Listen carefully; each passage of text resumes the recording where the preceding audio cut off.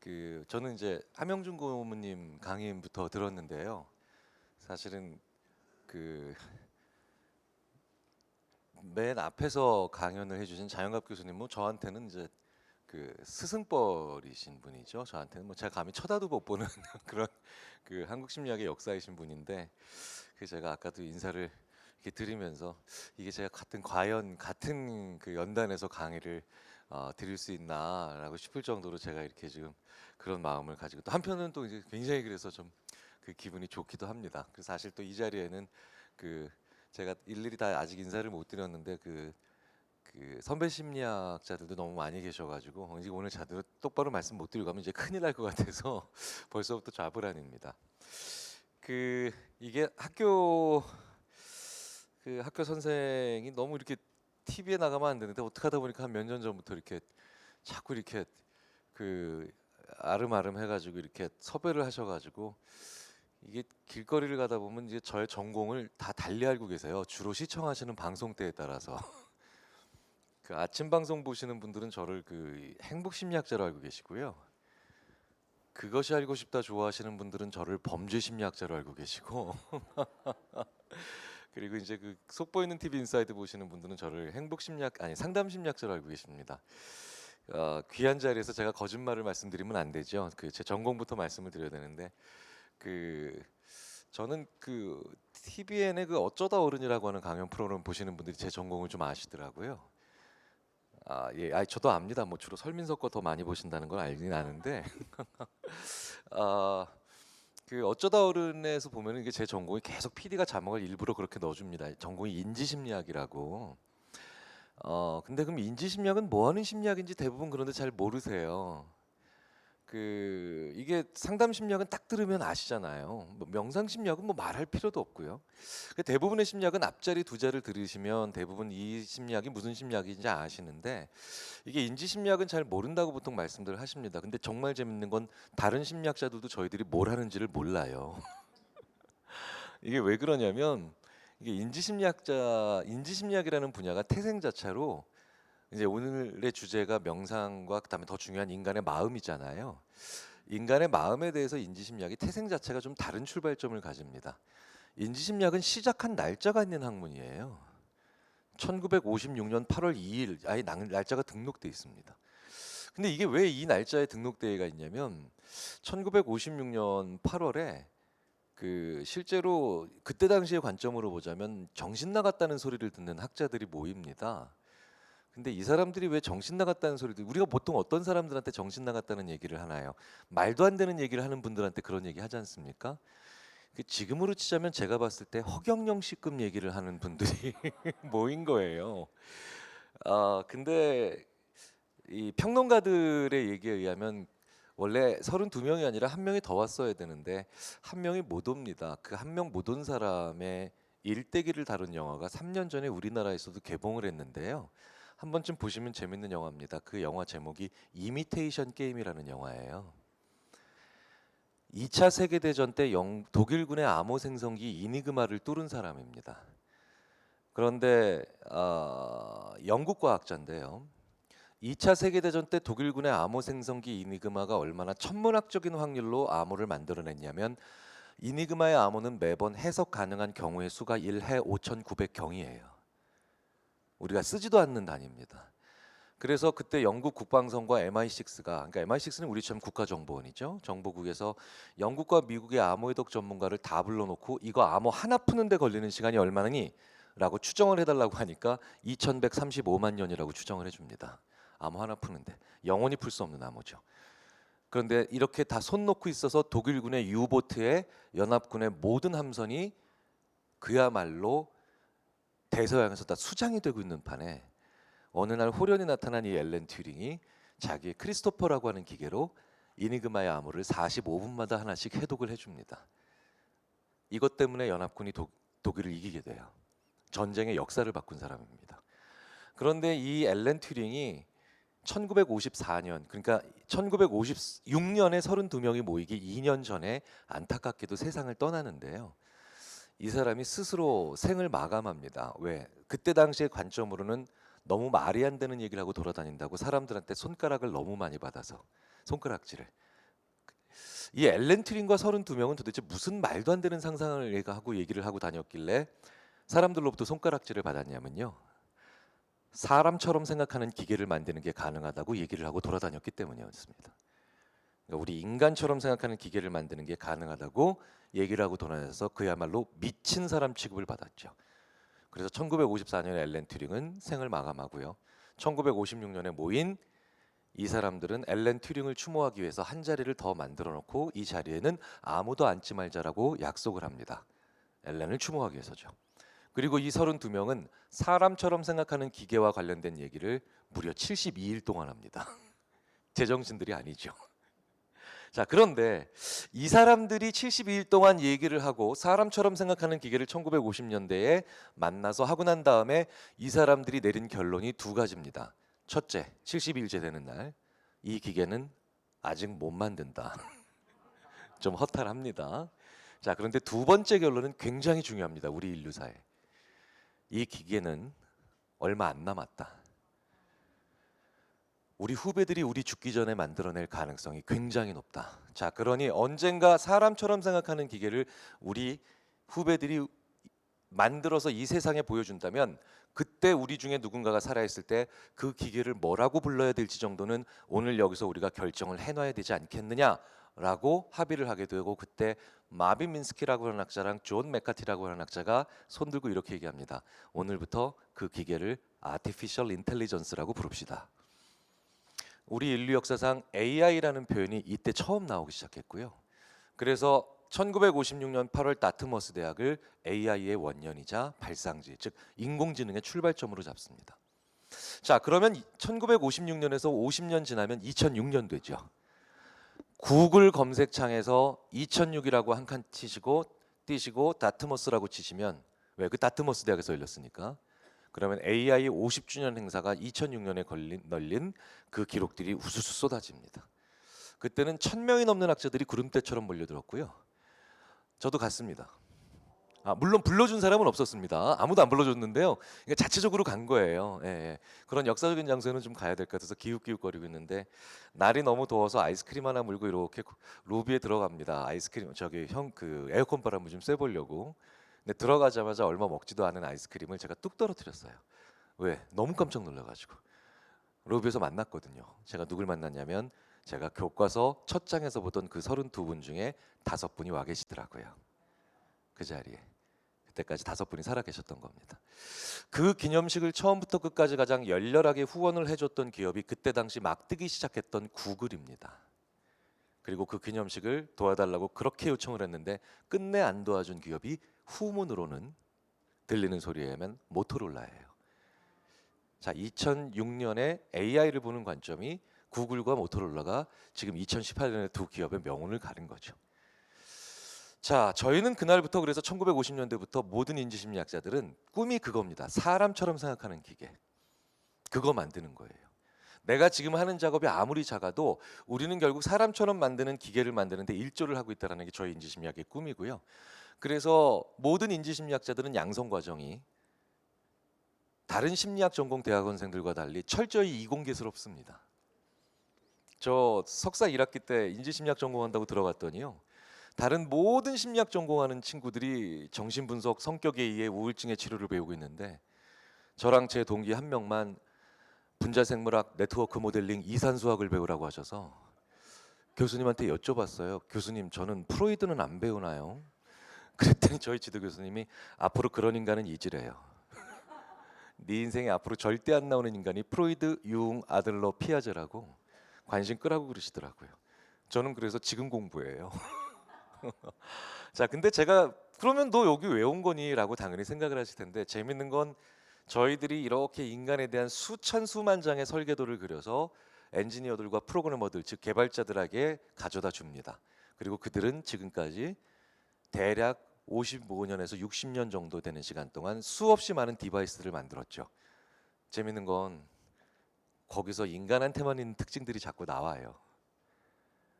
이 AI 산업이 사실은 인간이 직업을 잃어가고 AI에 의해서 대체되는 역사로만 보일 수 있겠지만 사실은 오히려 저희 인지심리학자들한텐 이래서 인간한테만 이게 있는 거구나라는 걸 지난 수만 년 동안 발견하지 못했던 게 보이는 계기가 되기도 합니다.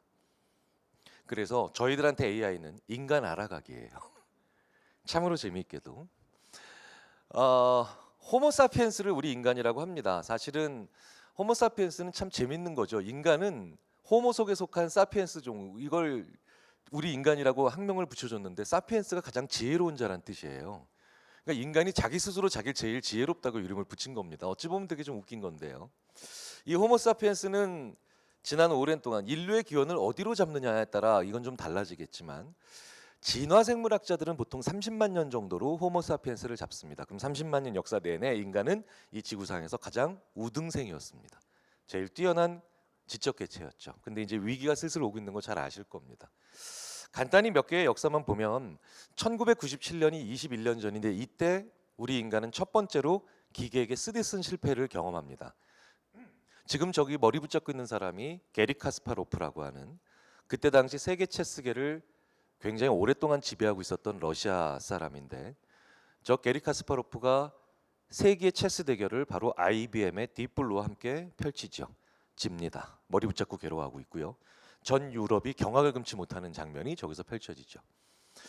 2011년엔 IBM의 또 다른 기계인 왓슨이 가천 길병원에서 암도 진단한다는 요새 저 왓슨이 드디어 퀴즈에서 사람을 이깁니다. 왼쪽에 있는 저 켄 제닝스라고 하는 친구, 얼굴 허연 친구는 제퍼디라고 하는 저 퀴즈 프로그램을 안 보는 미국 사람들도 다 안다고 보셔도 무방합니다. 저 켄 제닝스는 정말 전설이죠. 제퍼디에서 74주를 연속 우승한 친구예요. 74주를. 그러니까 1년 반 동안 미국 사람들은 저 켄 제닝스가 이긴 것만 본 겁니다. 그리고 오른쪽에 있는 저 브래드 루터라고 하는 친구는 한 번에 더 유명해지죠. 처음 출하는 날 요 켄 제닝스를 이겨요. 인생은 얘처럼 풀려야 되는 게 아닌가 싶기도 합니다. 자, 그런데 스코어를 보시면 아시겠지만 나중에 더블에 더블 이상 벌어집니다. IBM에 왔으니까 참패를 하죠.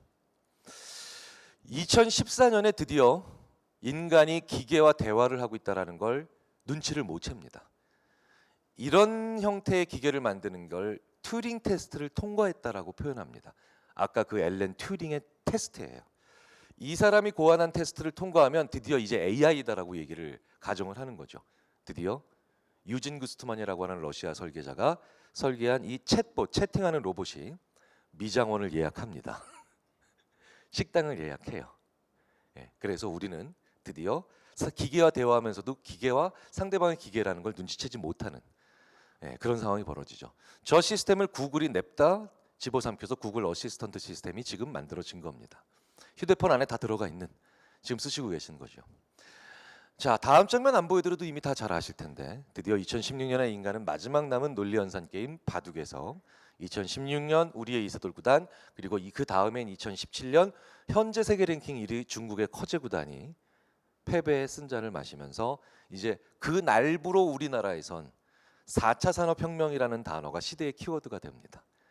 그리고 모든 언론사에서 이렇게 계속 얘기하시죠. 앞으로 20년이나 30년 있으면 없어지는 직업과 직종을 얘기하기 시작하시는데 이분들이 우리나라의 모든 직업 다 없앴습니다. 이제 남는 직업도 없습니다. 작년에 전업주부가 없어지시더라고요. 이제 뭐 다 없어지는 거죠. 네. 그런데 이 와중에 그래도 몇 분은 그래도 우리가 예술은 돼.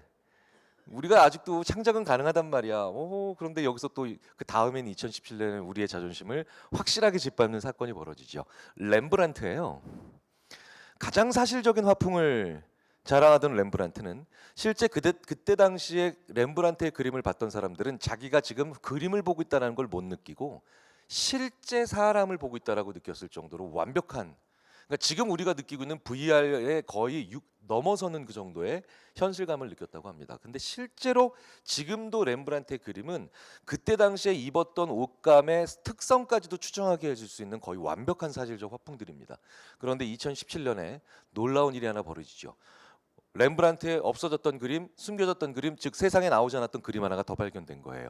라고 미술평론가들이 평가를 할 정도로 렘브란트의 붓의 터치까지도 완벽히 똑같은, 누구보다도 렘브란트 같은 그림이 드디어 왼쪽에 출현합니다. 모든 미술 전문가는 저걸 렘브란트라고 인정하죠.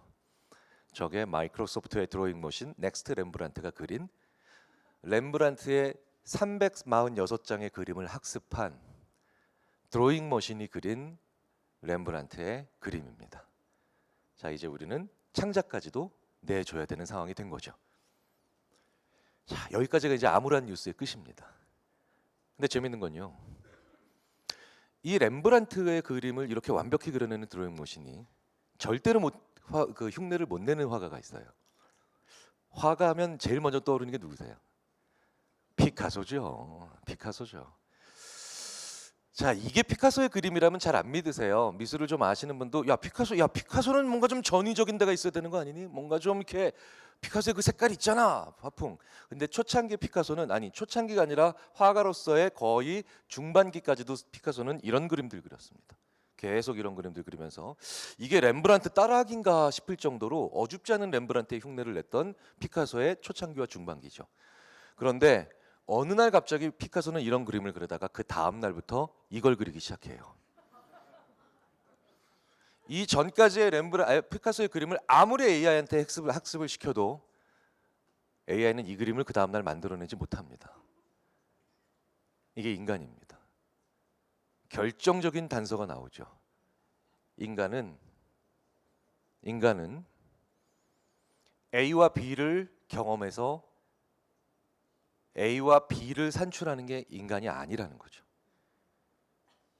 어느 날 갑자기 C가 툭 하고 나와요. 전혀 예상하지 않았다. AI는 이런 식으로 만들기 시작하면 AI로 성립이 안 됩니다. 그런데 인간은 어느 날 갑자기 지금까지 걸었던 길을 완전히 그만두고 전혀 다른 길을 거면서 자기의 모습을 찾기 시작하죠. AI 연구자들은 이 기계와 인간의 차이를 바로 에버리지 셀프, 평균화된 자아와 그리고 유니크 셀프, 그러니까 어디에도 없는 독특한 자아라고 구분을 합니다. AI는 평균화된 자아입니다. 즉 지금까지 일어났던 수많은 수백만 수천만의 케이스, 우리는 그걸 빅데이터라고 부르죠. 그거로부터의 평균화된 무언가를 산출하는 게 AI고요. 그리고 가장 정확하고 근접하게 내놓는 게 AI죠. 그런데 우리 인간은 어디로 튈 줄 모르는, 어디로 갈지 방향을 잡을 수가 없는, 심지어 본인도 그 메커니즘을 가끔 모를 때가 있는 아주 독특한 자아인, 즉 유니크 셀프가 인간의 모습이더라는 거죠. 저희는 여기서부터 인간의 마음을 출발을 하기 시작합니다.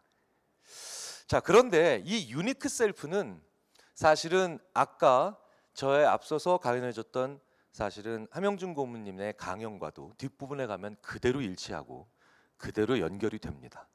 왜? 결론부터 먼저 말씀드리자면, 그러니까 우리 인간의 마음의 안녕, 평화, 마음 챙김, 그 수많은 행복, 그 다음에 성찰과 관련된 건 결국은 에버리지 셀프로부터 오는 게 아니라 나의 유니크 셀프의 이해로부터 오는 거거든요. 그 길이 얼마나 AI의 이해를 통해서 우리에게 그 길이 보여지는지 한번 지금부터 간략히 살펴보도록 하겠습니다.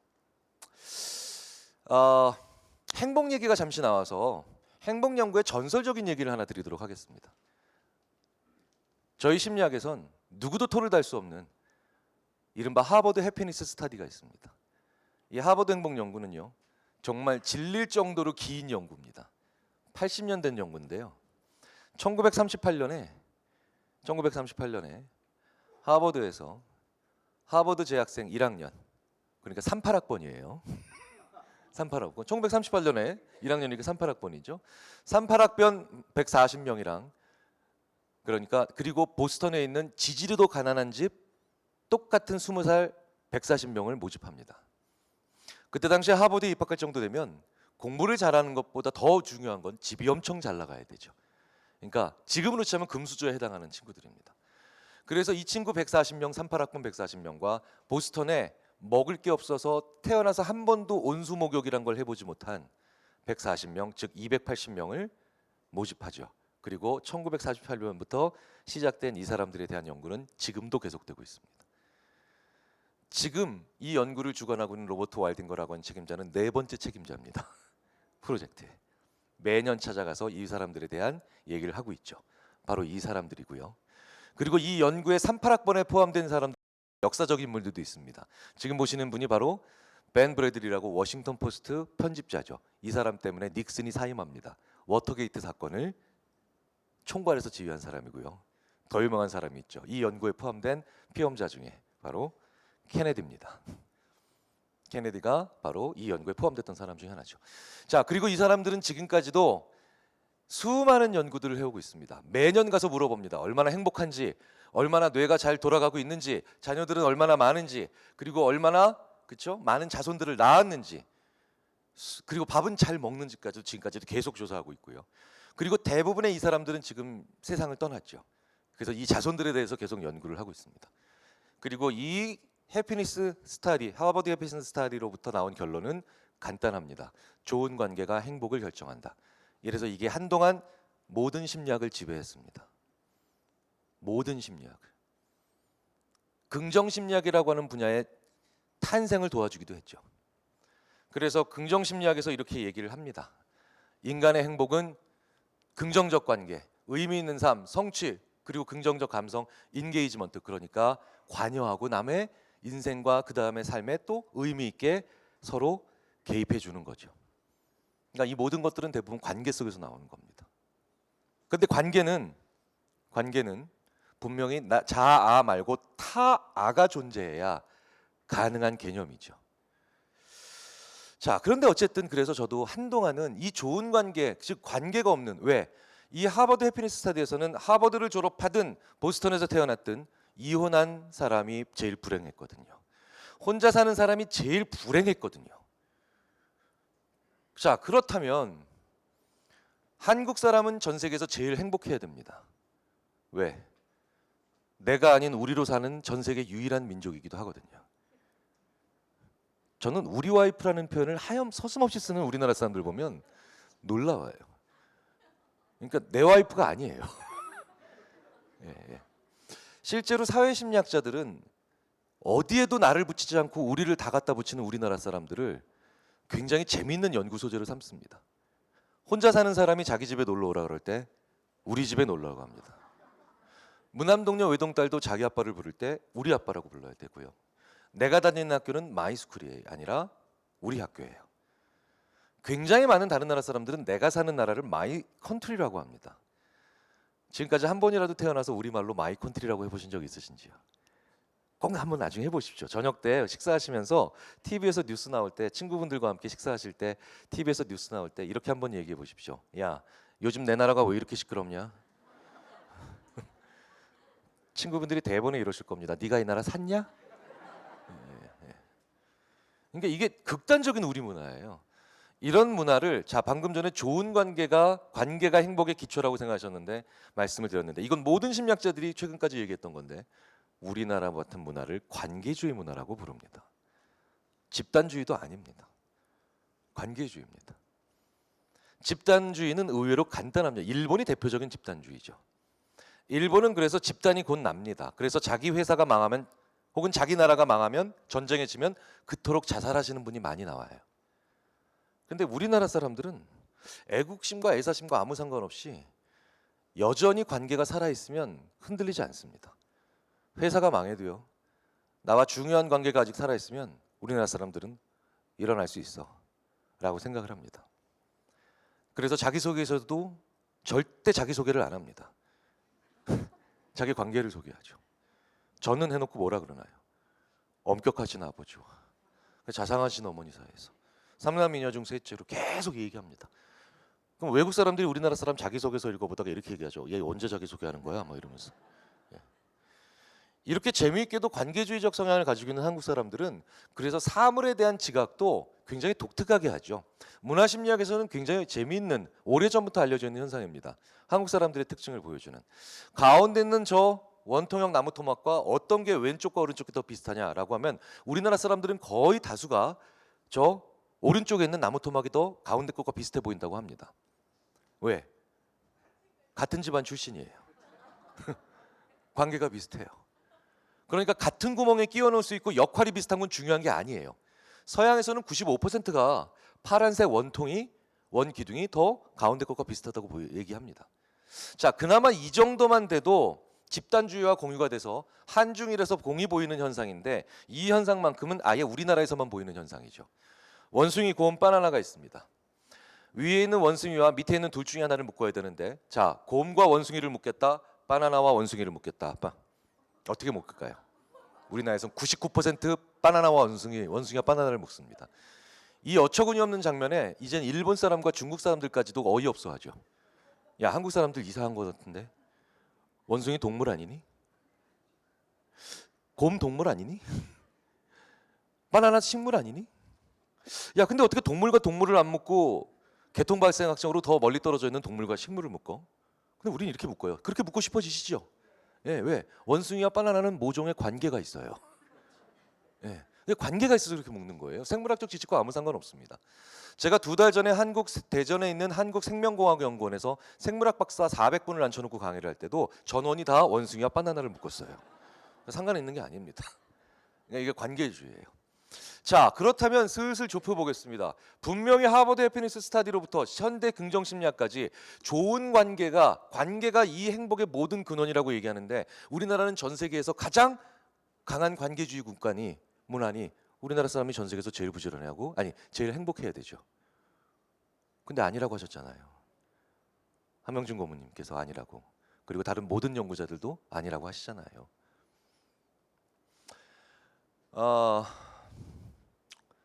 결정적인 단점들이 있어요. 기존의 행복 연구들이. 하버드 해피니스 스터디의 결정적 단점이 뭔지 아십니까? 참가자가 전원 남자예요. 전원 남자. 왜? 그때는 하버드에 여학생이 없었습니다. 예. 자, 이게 왜 중요한 단서가 되는지 슬슬 말씀을 드리겠습니다. 우리가 1990년대까지는 정말 그래서 전 세계에서 가장 압도적으로 강한 우리 사회로 살았습니다. 드라마는 전부 다 시청률이 이렇게 나왔어요. 전 국민이 다 봤던 얘기입니다. 예. 그러니까 기본적으로 40% 밑으로 떨어지면 그거는 시청률도 아니에요. 지금 우리나라 드라마 10%만 나오면 대박이 났다고 얘기하는데 아니 이건 어른들만 그런 게 아닙니다. 어린아이들도 똑같아요. 만화 영화도 시청률이 이렇게 나왔어요. 예. 피광통키 35.5씩 나왔습니다. 예. 자, 이런 식의 우리로서의 행동을 보이던 우리나라 사람들이 그런데 실제로 이제 관계가 단절돼서 불행해지고 있다라고 추정을 해주기 시작하시죠. 1인 가구는 불행하다. 근데 재밌는 건 언젠가 우리는 어쨌든 1인이 돼야 됩니다.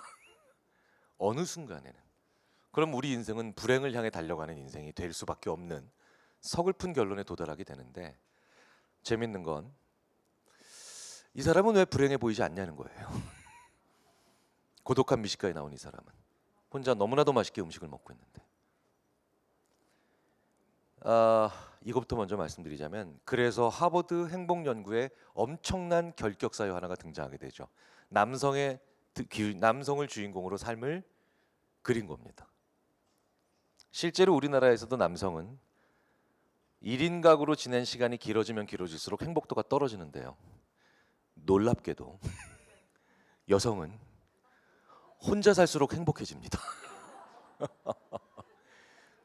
이 불편한 사실을 어떻게 설명할 거냐는 거예요.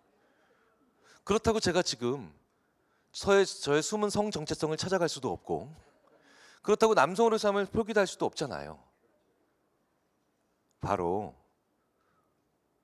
관계의 질이라고 하는 게 그리고 나와 우리의 삶을 제대로 구분시키는 게 얼마나 중요한 요인이라는 걸 우리는 거의 깨닫지 못했다라는 겁니다. 저 시점에서 왜 저렇게 벌어지냐면 남성은 나의 삶을 살다가 우리의 일부가 되고 싶은데 우리의 일부라고 철석같이 믿었던 여성에게 버림받고 있는 거고요. 그리고 여성은 우리로서의 삶만 강요받다가 이제 유니크 셀프인 나를 찾기 시작하면서 행복도가 올라가는 거예요. 자, 그러니 이건 성별과 무관하게 나의 의미 이걸 찾지 못하냐면 우리는 결국 그 어떤 것을 도구를 통해서도 우리 인생의 궁극적으로 가장 많이 누려야 되는 행복과 거리가 멀어질 수밖에 없게 되겠죠. 이건 그리고 굉장히 중요한 얘기가 되는 게 현대의 생물학에 기반해서 인간도 하나의 생물이니까요. 생물학의 기초에서 인간의 행복을 연구하는 모든 심리학자들은 이게 왜 중요하냐면요. 행복은 크기가 아니라 빈도거든요. 100점짜리 행복을 1년에 한 번 경험하는 것보다 10점짜리 행복을 1년에 10번 경험하는 게 훨씬 유기체의 장수 그리고 건강 양쪽에 훨씬 유리하다는 건 이미 현대 심리학에서 부정할 수 없는 사실입니다. 그러니 작은 행복을 여러 번 경험하려면 우리의 가치보단 나의 가치가 훨씬 중요합니다. 우리의 가치를 무시하는 게 아니라 나의 가치, 내가 어떤 사람인가, 나는 무엇을 좋아하는가를 알기 시작해야 되는데 우리는 철저히 우리로 살면서 그걸 몰랐다는 거죠. 이 현상을 유태인 심리학자들이 한국 사람에 대한 연구를 하면서 재밌게 원투와 라이크에 대한 경계선이 모호하다고 꼬집습니다. 여담으로 말씀드리자면 유태인 심리학자들이 한국 사람 연구를 되게 좋아합니다. 그래서 제가 가끔 물어봐요. 야, 유태인 심리학자들, 너희들 왜 이렇게 우리를 재밌어해? 전 세계 국가가 그렇게 많고 민족이 많은데. 그럼 유태인 심리학자들이 농담 반 진담 반을 이렇게 얘기해요. 그래, 맞아. 우리가 전 세계 정치, 경제, 사회, 문화를 꽉 잡고 있지. 전 세계 인구의 0.001%도 안 되지만 노벨상 수상자의 28%가 우리야. 우리도 알아. 근데 참으로 재밌게도 전 세계에서 우리의 영향력이 제로인 나라가 2개가 있어. 그 중에 하나가 니네 한국이야. 나머지 하나가 북한이래요. 그러니까 한국 사람 너희들은 왜 도대체 우리가 자 생각해 보십시오. 우리나라에서 유태인 기업 보셨나요? 우리나라 금융에서 유태인, 언론에서 유태인 못 보셨잖아요. 그 흔한 유태인 마을조차도 없어요. 그래서 제가 물어봤어요. 왜 그런 것 같아? 몰라. 그래서 우리도 연구 중이야. 이러면서 이 사람들이 연구하면서 결론은 간단하더라고요. 아, 니들 우리랑 똑같더라. 똑같더라. 가끔 우리나라 사람들 IQ 전 세계에서 1등이라는 얘기 많이 들어보시죠. 뭐 근면성실도 1등 이런 것도 굉장히 많이 나옵니다. 이거 유태인 심리학자들이 하는 연구들에 많이 포함되어 있어요. 우리나라가 좋은 걸로 2개 1등합니다. 나쁜 걸로는 자살률이 1등이지만 좋은 걸로는 2개 1등하는 게 그게 IQ랑 근면성실도입니다. 잘 아시잖아요. 우리나라 사람들 전 세계에서 제일 부지런한 거. 예. 우린 놀 때도 부지런하잖아요. 예. 설렁설렁 놀지 않습니다. 예. 놀이동산에서 엄마가 자녀를 이렇게 혼내는 나라입니다. 너 그거밖에 못 놀겠냐 오늘? 똑바로 놀아. 자유형권 사줬다. 막 이러면서. 유럽 심리학자들이 저를 보고 하소연을 해요. 벨기에 심리학자 하나가 저한테 이렇게 얘기합니다. 야, 니네 한국 사람들 우리 유럽에 놀러 오면 복장만 관광객이래요. 행동은 근로자래요. 아니 남의 나라에 놀러 온 니들은 왜 도대체 새벽 4시 반에 일어나냐요. 다른 나라 사람들은 다 9시에 일어난대요. 근데 한국 사람들은 4시에 일어나서 벨기에는 청소하시는 분들도 6시가 넘어 일어나는데 아무도 깨어있지 않은 벨기에의 각대 도시를 한국인들이 오늘도 이 순간도 아침마다 좀비처럼 200명, 300명씩 돌아다닙니다. 오, 안 열었다. 뭐 안 열었다 이러면서. 우리나라 사람들이 이게 바로 우리의 가치로 근면성실하며 좋은 머리로 열심히 살면 행복해질 수 있다라고 하는 되게 재밌는 생각을 하죠. 근데 여기에는 분명한 한계가 있습니다. 내가 빠졌거든요. 그래서 우리는 원트가 곧 나의 라이크라고 착각을 합니다. 우리가 제시해 주는 가치는 절대 내가 좋아하는 가치가 될 수가 없거든요. 그래서 우리가 엄청난 낭비를 하게 되죠. 예를 하나 들어보도록 하겠습니다. 제가 딸이 2명 있는데요. 첫째 딸은 이제 저랑 안 놀아줍니다. 왜냐하면 고등학교 다녀서 이제 저랑 안 놀아주죠. 저를 사물 취급해요. 예, 사람도 아니고. 제가 카니발을 한 대 가지고 있는데 카니발은 3열까지 좌석이 있지 않습니까? 둘이서 타면 제가 운전할 때 3열 가서 앉아요. 저랑 안 사요. 근데 둘째 딸은 이제 저랑 놀아주죠. 네, 아직 초등학생이라서 늦둥이로 나왔거든요.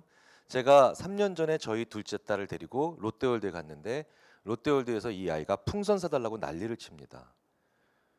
그런데 풍선 값이 너무 비싸서 처음에 좀 주저했는데 안 사줄 수가 없더라고요. 얘가 너무 땡깡을 펴서 사줬습니다. 불과 10분 후에 제가 뒤에서 제 뒤통수에다 대고 이렇게 얘기해요. 아빠 팔 아파요. 그래서 뒤를 돌아봤더니 뭐가 벌써 올라가요. 이게 풍선이 올라가는 겁니다. 저는 그제서야 한 사람의 심리학자로서 깨달음이 왔습니다. 풍선 올라가는 거 보면서 왜 친부모도 친자식을 학대할 수 있는가에 대해서 그날 저한테 진짜 먼지나게 혼났죠. 근데 제가 그날 이 친구랑 찍은 사진을 보고 제가 그날 하루 종일 롯데월드에서 찍은 사진을 스마트폰으로 쭉 돌려보다가 깜짝 놀랐습니다. 얘가 풍선 사달라고 난리쳤던 곳에서 찍었던 사진을 보니 주위에 대부분의 아이들이 풍선을 가지고 있어요. 그런데 불과 10분 후에 얘가 풍선을 놓고 저한테 먼지나게 혼났던 곳에서 찍었던 사진을 보니 주위에 누구도 풍선을 안 가지고 있어요. 그러니까 얘는 우리의 가치로 풍선을 원했고, 그리고 그 우리가 아무도 안 가지고 있을 때 내가 좋아한 게 아니라는 걸 그제서야 깨닫게 됩니다. 사실은 한국인의 삶은 이런 쳇바퀴에 돌아가면서 마냥 나의 자원들이나 마냥 나의 노력들이 허비되는 경우들이 많죠. 사실 저도 그런 경우가 굉장히 많습니다.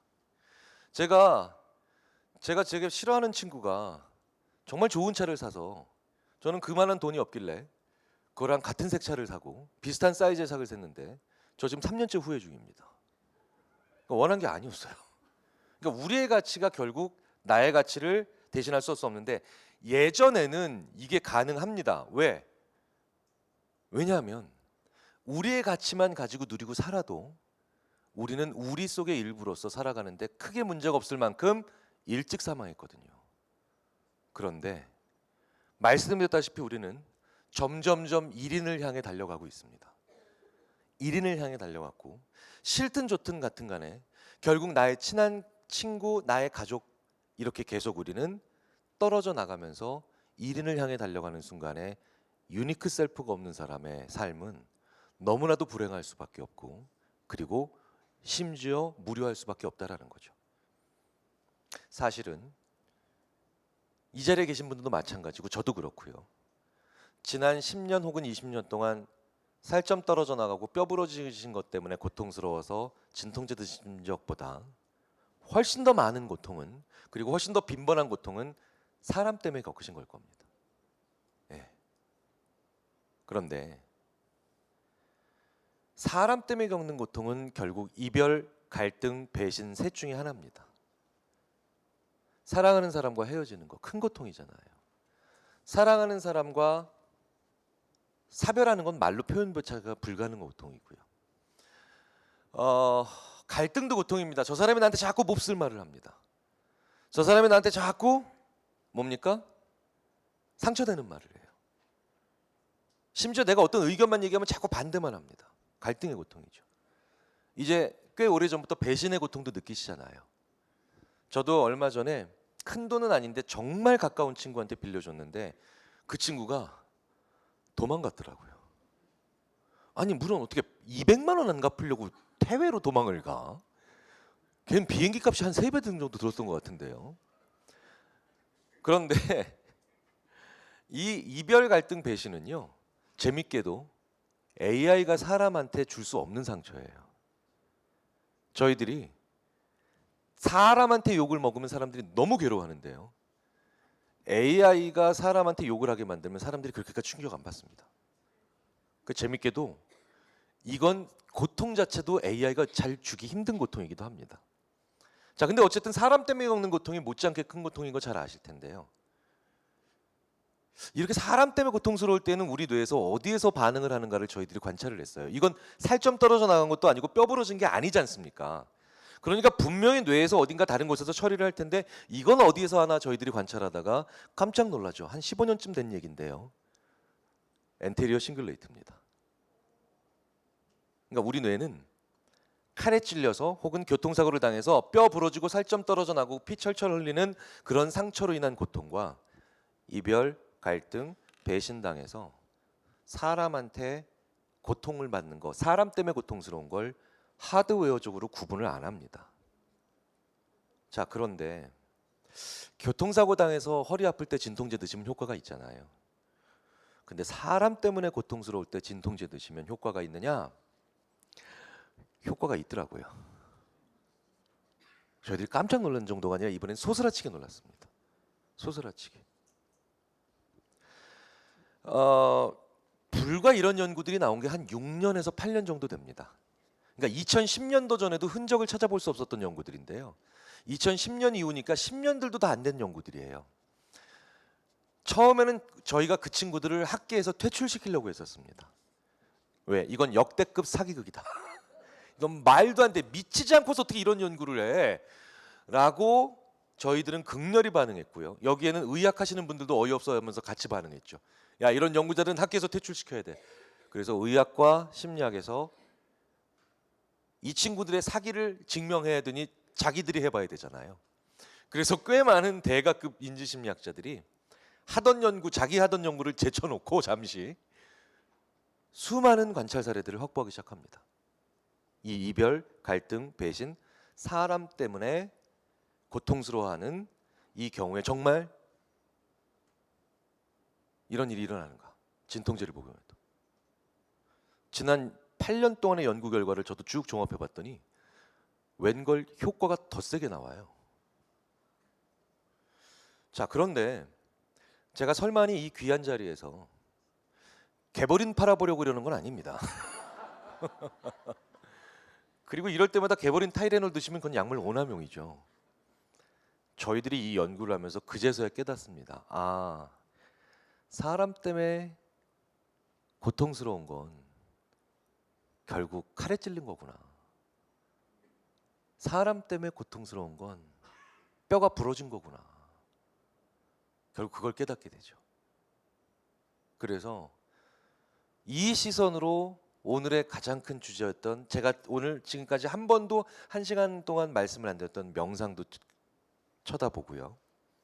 관계도 쳐다보고, 그리고 우리의 삶도 쳐다봤더니 완전히 새롭게 느껴지더라고요. 가족이라는 것도 전혀 재해석이 제대로 되더라고요. 이 얘기는 뭐냐? 그러니까 내 주위에 누군가가 사람 때문에 고통받고 있다면 그 사람이 다친 거잖아요. 그러면 그 사람을 다친 사람으로 생각하고 돌보아줘야 된다는 겁니다. 그런 관계가 있으면 행복한 겁니다. 그리고 그렇지 않은 관계라면 일인이 더 낫더라는 거죠. 반대로 이것도 중요한 얘기입니다. 이 자리에 계신 모든 한 분 한 분이 사람이시잖아요. 나 사람이잖아요. 그러니까 내가 오늘 사람 때문에 크게 고통받았다면 내가 오늘 칼에 찔리고 집에 들어가는 겁니다. 내가 뼈가 부러져서 집에 들어간 거예요. 그럼 나한테 어떻게 하셔야 됩니까? 좀 잘하세요. 제발 좀. 네, 좋은 강연 감사합니다.